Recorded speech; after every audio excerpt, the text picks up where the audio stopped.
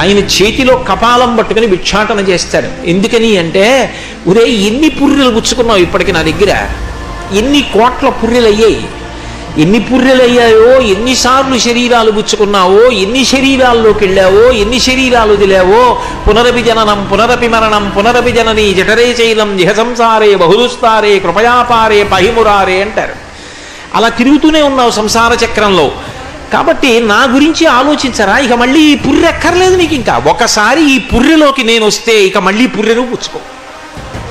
ఒక్కసారి నన్ను తప్ప అన్నీ పుచ్చుకుంటున్నావు, పుర్రెలు మారుతూనే ఉన్నాయి, నువ్వు పుడుతూనే ఉన్నావు, పోతూనే ఉన్నావు.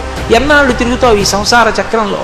ఒక్కసారి ఈ పుర్రెలోకి ఆయనకి సంబంధించిన ఆలోచనలు వచ్చాయనుకోండి, ఆయన గురించి విన్నామనుకోండి, ఆయన గురించి ఆలోచించామనుకోండి, ఈ పుర్రెలోకి నన్ను పెట్టరా, ఇక మళ్ళీ నువ్వు పుర్రె పుచ్చుకోవాల్సిన అవసరం లేదు. పుట్టించావు కాబట్టి ఇది ఆఖరిచ్చావు, ఇక పుట్టవు.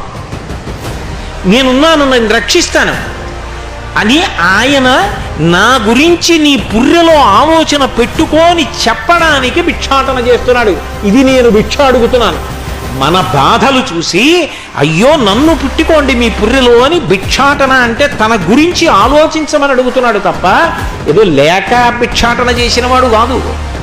అందుకే తత్వమునందు ఆయన కన్నా సార్వభౌముడు లేడు, ఆయన కన్నా భిక్షాటన చేసేవాడు లేడు, ఆయన కన్నా కోపం. ఆయన చేతిలో కపాలం పట్టుకుని భిక్షాటన చేస్తాడు. ఎందుకని అంటే, ఒరే ఎన్ని పుర్రెలు పుచ్చుకున్నావు ఇప్పటికి నా దగ్గర, ఎన్ని కోట్ల పుర్రెలు అయ్యాయి, ఎన్ని పుర్రెలు అయ్యాయో, ఎన్నిసార్లు శరీరాలు పుచ్చుకున్నావో, ఎన్ని శరీరాల్లోకి వెళ్ళావో, ఎన్ని శరీరాలు వదిలావో, పునరపి జననం పునరపి మరణం పునరపి జనని జఠరే చైలం జిహ సంసారే బహుదుస్తారే కృపయాపారే పహిమురారే అంటారు. అలా తిరుగుతూనే ఉన్నావు సంసార చక్రంలో.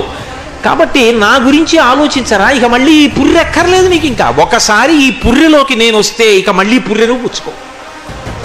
ఒక్కసారి నన్ను తప్ప అన్నీ పుచ్చుకుంటున్నావు, పుర్రెలు మారుతూనే ఉన్నాయి, నువ్వు పుడుతూనే ఉన్నావు, పోతూనే ఉన్నావు.